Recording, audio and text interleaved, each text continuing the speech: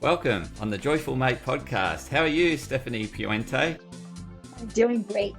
How are you? Thank you so much for this opportunity to be here. Oh, you're super welcome, and we've done many discussions on the me&my Health Up podcast, so it's a delight to have you on the Joyful Mate podcast, and I'm really looking forward to getting your insights based on your experience and your wisdom around mental health and how the brain works, and yeah, so really keen to just have this conversation on happiness. And first of all, to bring the listeners up to speed, just share a little bit about your background. Well, I've always been interested in personal development and personal growth. It's always been a passion of mine. I became certified as a life mastery consultant a little over 10 years ago.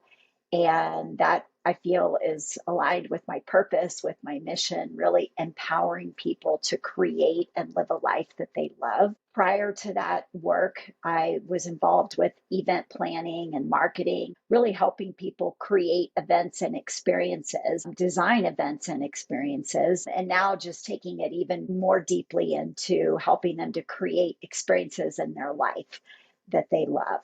So Yes, yes, I've been doing this. Yeah. where are you joining us from? Well, I am tuning in from Crested Butte, Colorado. I'm originally from Texas. I grew up in San Antonio, lived in Austin for over 20 years, and my family and I achieved the dream moving to Colorado, a place that we love, building our dream home and living in a place that we love. So we've been here in Crested Butte, Colorado for a little over 2 years now. Yeah, so you're really connecting closely with nature in the process.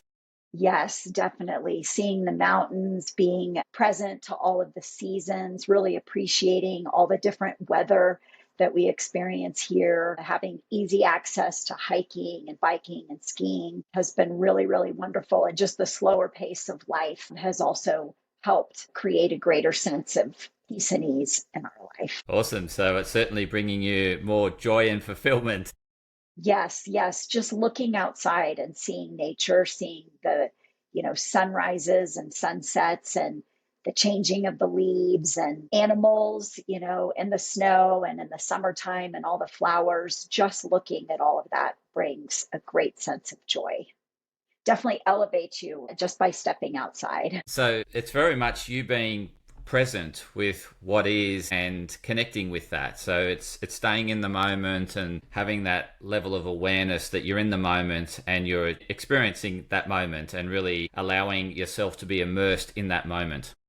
Yes, yes. And in my own personal journey, that one of the things that's been so important is just the awareness of not wanting to miss out on life because I'm caught up in, limiting beliefs, limiting stories, stress, fear, worry. And so the ability to notice that I'm caught up in that and the ability more and more to be able to pause on those thoughts, take a few deep breaths to change my breathing, and then bring myself to the present moment and really be aware of what's going on, deepen my ability to listen, and the discovery that even if it's a moment or a circumstance that might not be to my preference, that I can still find the good in the present moment, find the joy, and really work with my ability to recognize the good and the joy in the present moment and to recognize that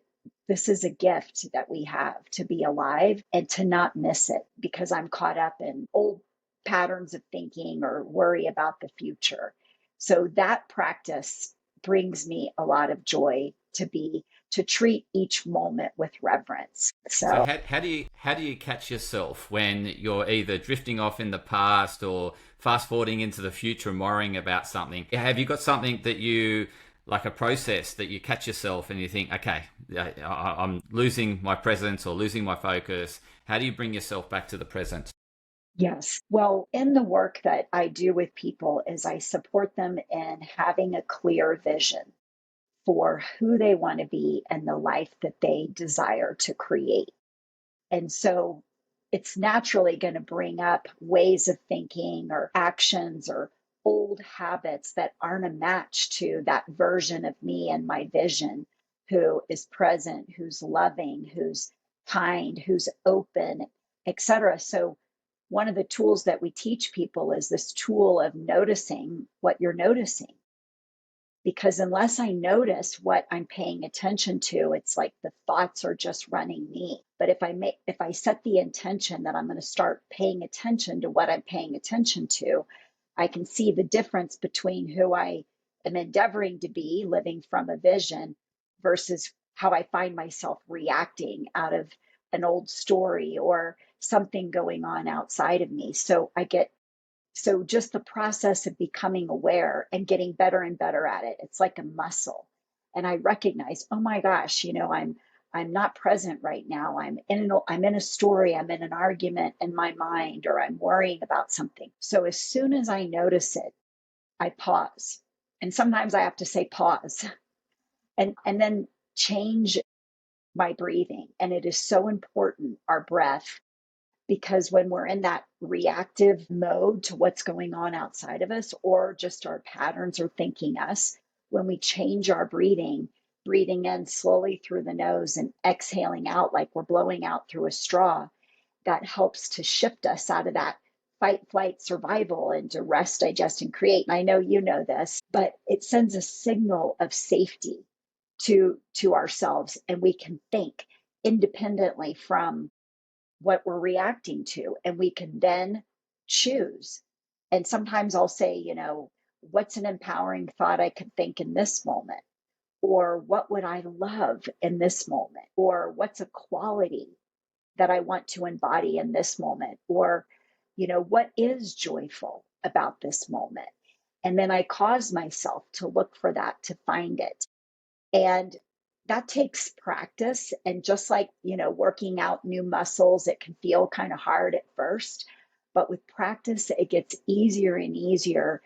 And the ability, I think there's also joy in the recognition that we can separate from those thoughts and patterns and realize I am not that. That's just a thought pattern. And I am more than that. I am spirit. I am life. Whatever word might resonate with people. But for me, I just say, I am more than this. Like life is happening through me right now. And there's joy just in that recognition that I am not that limiting story that I've been telling myself. So the ability to separate from it by noticing, changing my breathing, and then redirecting myself with an empowered question or a quality that I want to bring to the moment, or what is joyful in this moment, and then be present to Fantastic insights. I it. really like what you shared there. Have you got a recent example of, something that's happened to you or to a client that you could just walk us through the situation, how it unfolded, and being able to apply what you just shared with us?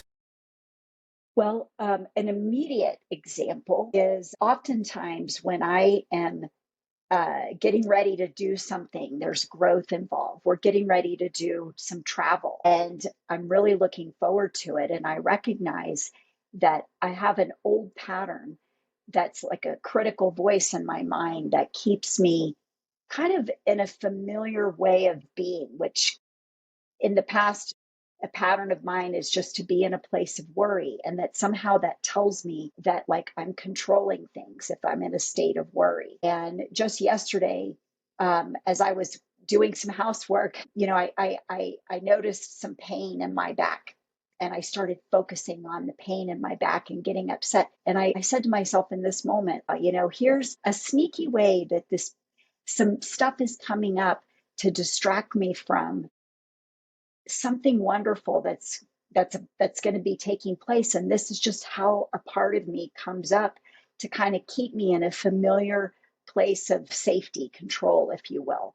So in that moment, although I had some back pain because I was vacuuming, I just started affirming, and really celebrating the great health that I have, and just seeing myself feeling grateful and joyful that I'm able to do these things to get the house ready as we're preparing to go away. So that's just one small example of how I work with my thinking. When I notice myself in a constrictive thought pattern, and I shift into a more expanded way of being and thinking, so that I stay open to the good that is happening.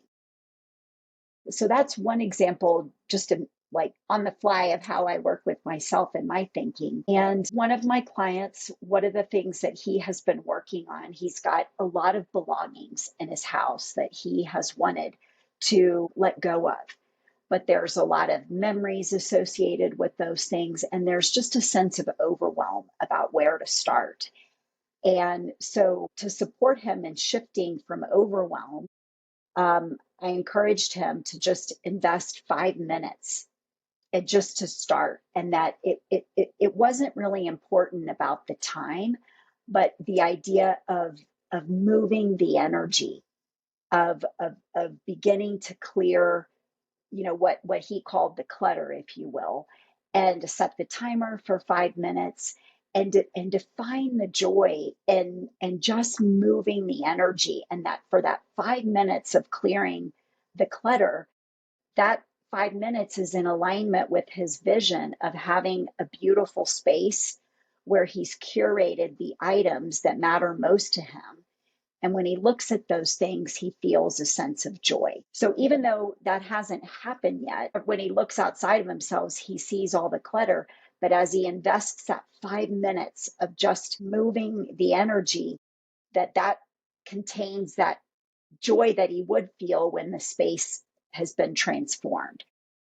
And even though that was challenging for him at first, he said that he didn't invest 5 minutes, he invested 8 minutes. And it was really hard. It's like exercising new muscles when the mind wants to go to feeling overwhelmed.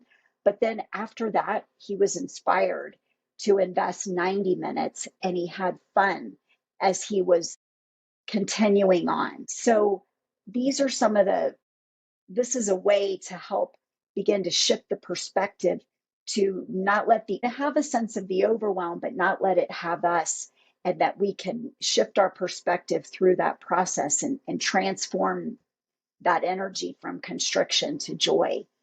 And it takes practice and just the feeling that resistance and doing it anyway, and discovering that you are more than that overwhelm. To me, there's a sense of joy in that as well.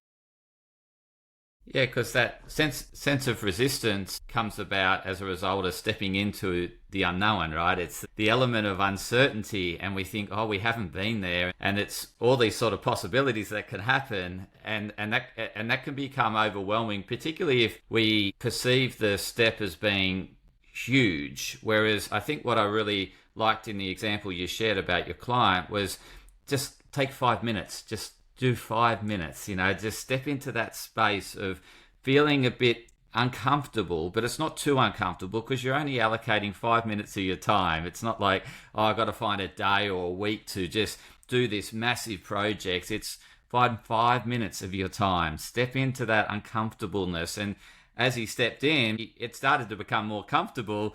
And then he found 90 minutes. Like it just, it expanded because he immersed himself into that uncertainty, and then that uncertainty started to become more certain, and he started to realize that, yes, his vision's starting to come true every little step or every little bit of energy he puts into creating an ordered space. So I really loved that example that you shared, because I think often we do have these grand visions and we just think they're too out of sight or too big, and it's sort of, I got to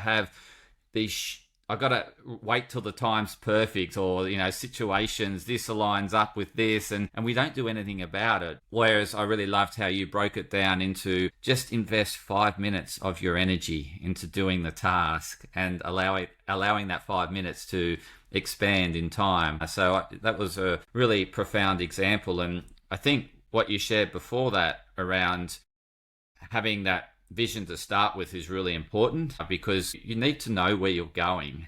You need to define that pathway, and then with that pathway, like we're going to walk down that path, and sometimes we wander off, we get a bit distracted, but then you've got a technique that gets you back onto that path, that pause, and then I guess step out and observe what's happening. Oh, you've been taken off your vision, or you've been taken off your mission. You've gone into autopilot, old patterns. It's time to, this is not me, but I can get back on course through awareness and, conscious action. So I've really loved the insights that you've shared thus far on how to discover and bring about more joy into your clients, and also you're applying this as well. What else have you found that really help people, help your clients, help yourself gain more fulfillment besides what you've shared? Well, I think finding those activities that you love, the vision that I support people in is living a life that you love. And what does that look like? What are the activities that you are doing? And in particular, in your health and your well being, that help you to stay grounded, that help you to stay connected to your truth and what is true.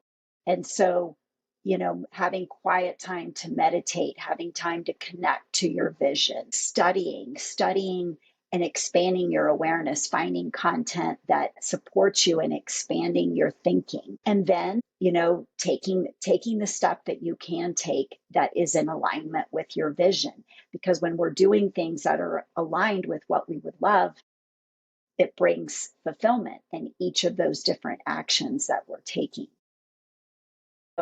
So I support people and myself, every day, and doing things that ground me, that center me, that help me to think, in a peaceful way, exercising and dancing, those types of things bring about connection to the moment and connection to joy, connecting with those that we love and being present to those moments. Having pets, that's brought a lot of joy in my own life, having a dog. And so those are some of the things that I do in my own life. And I also support others in terms of cultivating an awareness of what brings you joy, and then how can you stay connected to it? Because it is so easy to get distracted, to react to things that are going on outside of ourselves, and to worry, and to get into the how of how am I going to bring all this about? And when we're in fear or doubt or worry, we feel constricted, and it's easy to not be able to access the next joyful move that we can make, because we're kind of buried in that fear, doubt, or worry. It's so very true. Like, I think what can happen is that we plan too much, or we, commit to too much, and we're busy doing some things are in alignment. Some things might not fall exactly into alignment with our vision. But the problem is that we don't have time allocated to pause and reflect. And that's what I like about what you do, is not only you set your day up with things that bring you fulfillment and keep you on mission and on course with your vision, is that you have spots there to pause and contemplate and to reflect. And it's that pause that really enables you to reflect on, okay, have I been working on my mission? Have I been on course with my vision? Am I doing the things that bring me fulfillment? Because if you don't have that gap to reflect, we just get into that autopilot, as you said, because we get overwhelmed with everything that's going on, and that constricts our ability to experience joy, because it really confines our thinking. We just get into the doing and the automation, and that that worrying patterns will come in, and all that will I guess transpire, and it doesn't allow us to really step out and reflect on what we've been doing, and whether it's on path, and how do we get back on path if we're off path, and all those sort of things. So I really like how you not only put the big rocks in place in terms of these are the things I'm committed to and will do, and that's really aligned to my vision, is that you allow space to reflect on your activities and whether they've been the most resourceful way to get to path B or point B, or whether you could finesse it and become up with more creative ways to fast track your towards your vision. So, but we can only do that through reflection and pausing. Yes. And as you're sharing, the other thing I think that's been so helpful to me, and I support others in doing, is to be in a practice of regularly celebrating your progress. And that brings me a lot of joy when just during the day, when I find myself maybe where the harsh critical thinking comes in and I start worrying about what's left to be done, or what if this or what if that, to pause and start focusing on what can I celebrate, or what is joyful that's going on right now, and to cause myself to acknowledge all of those things. And that really shifts my inner state. I can also add to that gratitude. I'm so grateful for this and for this and for this. And that helps to shift my inner state from feeling constricted to more expanded. And then I can go back into the rest of the day from a place of celebration on the good that is here right now, and how I'm finding joy in it, how it's helping me to grow. Again, even if it's not to my preference, what's happening, I still have the ability to see it in a way that's most empowering. And there's a couple of quotes that I found just before I had this opportunity to connect with you that I thought are appropriate. And these come from a couple of different newsletters that I subscribe to. And one of them said, you can change how you feel in the twinkling of an eye if you just change what you view as important. And so, as we're talking about noticing what we're noticing, and I'm giving my attention to things that don't bring me joy, I can pause on that and say, well, what is important? And I can shift my perspective. And it's not that I'm denying the things that are going on, but I'm denying the power of those things to get inside me and cause me to feel not joyful. So that was one quote. And the other one was, joy has little to do with the circumstances of our lives and everything to do with the focus of our lives. And we can set an intention that you know we are going to be more joyful. I'm going to look for and find things to be joyful about, and that can be a way to live my life. And certainly things are going to come up that aren't a match to that way of being, but that's the opportunity. It's good news, because here's my opportunity to transform that old way of being to this new way of being, which is I choose to, live a life of joy, and I'm going to find those things. So it very much brings me to a quote I heard from Anthony Robbins, and it is, what we focus on expands. And so what you're sharing there is, if we focus on the worry, that just gets bigger and bigger and bigger. If we focus on finding joy in every situation, that expands too. And the worry constricts, the worry goes away and the joy expands. So I really like, the quotes you shared, and I guess how we can shift our perspectives from feeling disempowered to empowerment based on the way we see things and what we focus on. So that's really amazing insights. Have you noticed any thieves, like things that really take people off course, like the thieves of joy, or the things that sabotage joy? What are some of those things? I think the biggest one for me personally, and things that I see other people doing, I think, is comparison. As we heard, compare is to despair, and it just completely constricts you in the moment and causes you to lose sight of the good that's in your life right now when we compare ourselves to others. So I think the ability to notice what we're noticing, and it's okay. And I wanted to add on a side note, as we're talking, I like this analogy that the rocket ship on its way to the moon doesn't go in a straight direction. It's constantly kind of getting off course, but it's realigning.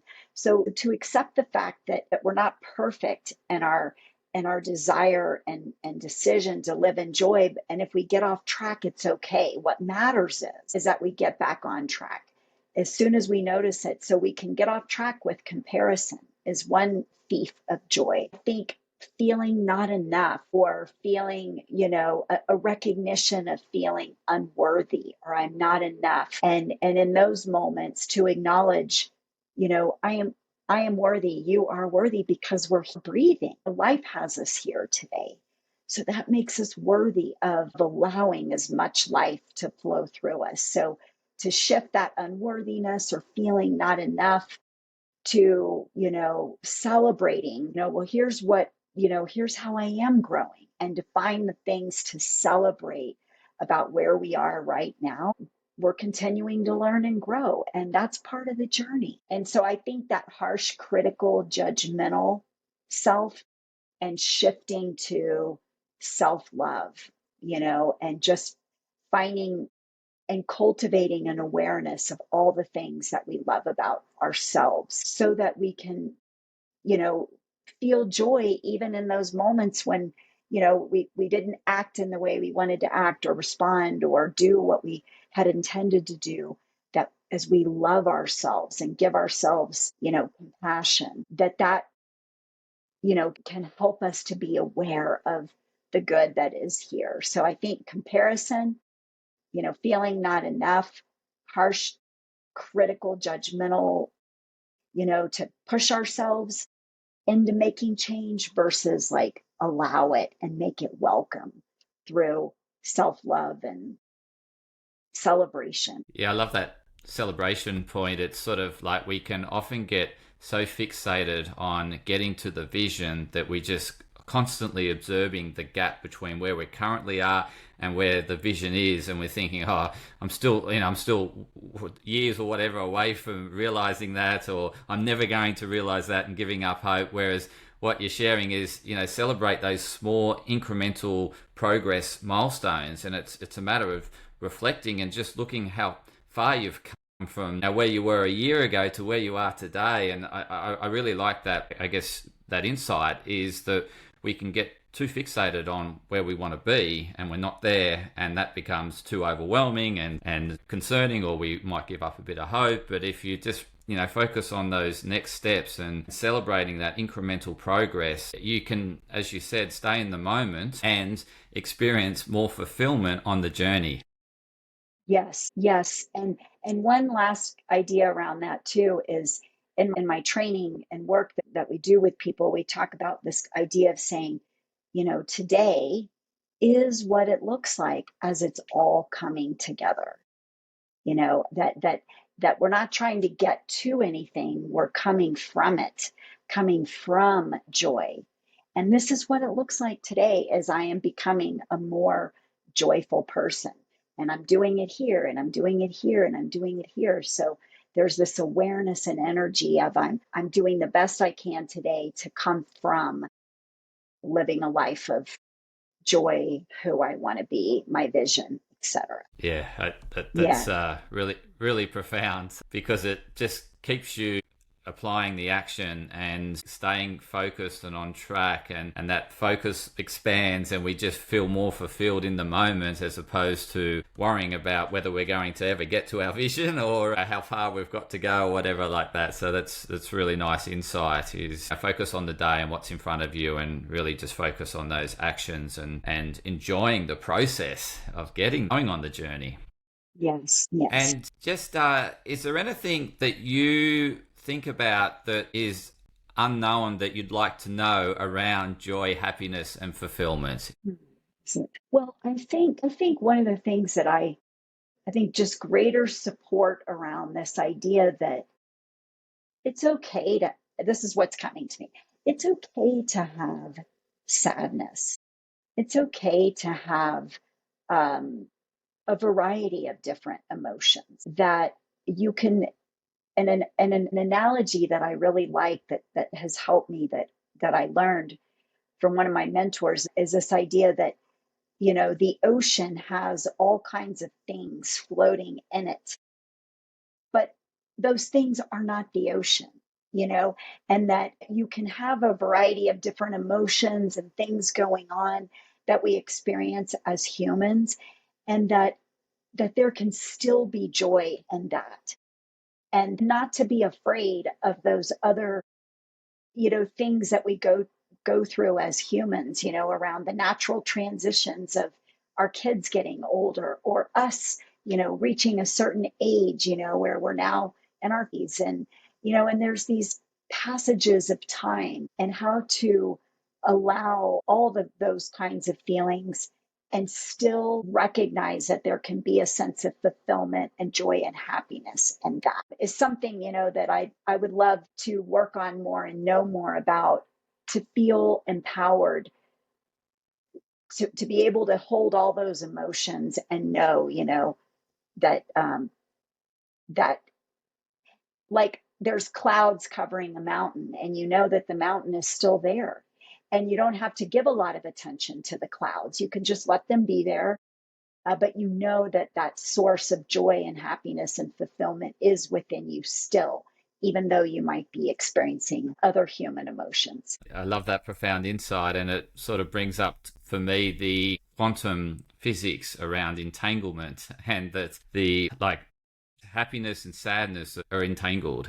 They're not separate. And so in any moment, you can experience sadness, but also happiness, and same vice versa. You can be happy and sad. And you often see that, like, when people achieve incredible things, that there's tears of joy, right? There's, in a sense that there's that emotion of euphoria, and brings about all these feelings and intense emotions, and everything's there, as you said. It's all interlinked and entangled, and they're not separate at any one time. And so I think it brings back to your earlier point that even in times of sadness, we can find joy. Even in, and vice versa, times of extreme elation and happiness can bring some form of sadness. So they're always entangled and together. They're not separate. And I think it just really concludes this episode and discussion really well in terms of that profound insight that you shared just then. How can the listeners best connect with you? Thank you. The best way to connect would be through my website, Stephanie Train Puente at Gmail. I'm sorry, that's my email address at gmail. I'm sorry, wait, my website is stephanietrainpuente.com. And my email address is stephanie at corefactortc.com. So those are the best ways, to connect with people and to find out about offerings that I have and to learn more. Those are great ways to connect.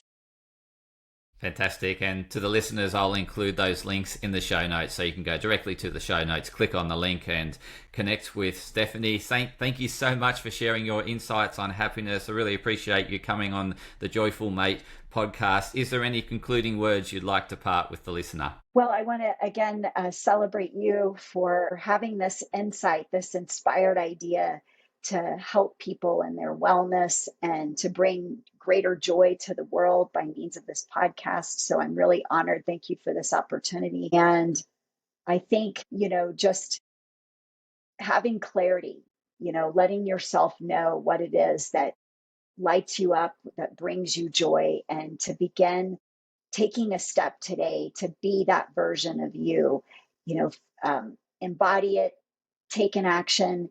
And that as you take the step that you can take, that's how the next steps get revealed in terms of creating, a life of joy, taking the step that you can take today and know that that's taking you somewhere, and to treat that action with importance, that it is indeed taking you somewhere that's in alignment with what you would. Absolutely. I love those concluding words. And just want to thank you again so much for coming on, Stephanie. And to the listeners, please share this with others that you believe that could benefit from Stephanie's really insightful discussion around happiness, joy and fulfillment, vision. We covered so much ground. So please share it with others that you feel that could really benefit from those insights and those actionable steps that Stephanie shared with us. So thank you so much, listeners, and thank you, Stephanie.